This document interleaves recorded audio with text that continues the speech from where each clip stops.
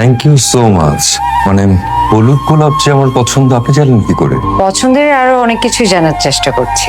এতদিন তো শুধু head of marketing Shakat Arifin দীপুকে জানার চেষ্টা করেছি, এখন না হয় ব্যক্তি দীপুকে জানবো, তার পছন্দের ফুড, হবি, হ্যাবিটস, প্লেস আর গার্লফ্রেন্ড।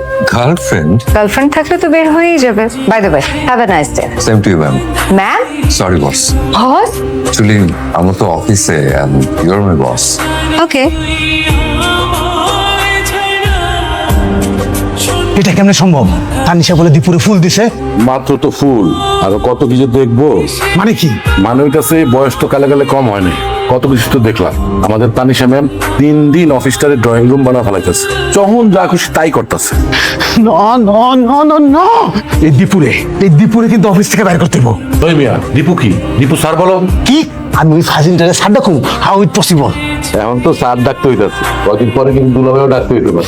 নো নো না নো নো। আর একটু ঝাল হলে ভালো তো। বেশি খাই না, তবে একটু ঝাল হলে আই থিঙ্ক ভালোই লাগতো। সস নেবেন? আরে শোনো, হ্যাঁ। বিল কিন্তু আমি দিব। বিল তো ভাবিরাই দিবি অলওয়েজ। আমি খুব বেশি একটা গান শোনো তো। তাই? তাহলে শোনো, এখন শোনো। এখনই? তোমার কণ্ঠে কিন্তু জাদু আছে, জানো? Thank you thank you. এরকম গান শুনলে মনটা হালকা হয়ে যায়। হ্যাঁ, তবে আমার একটা হিসাব মিলছে না। কিছু হিসাব? আপনি আমার বড় ভাইয়ের মতো একজন কাঠখোট্টা মানুষের সাথে কিভাবে বিয়ে করছেন?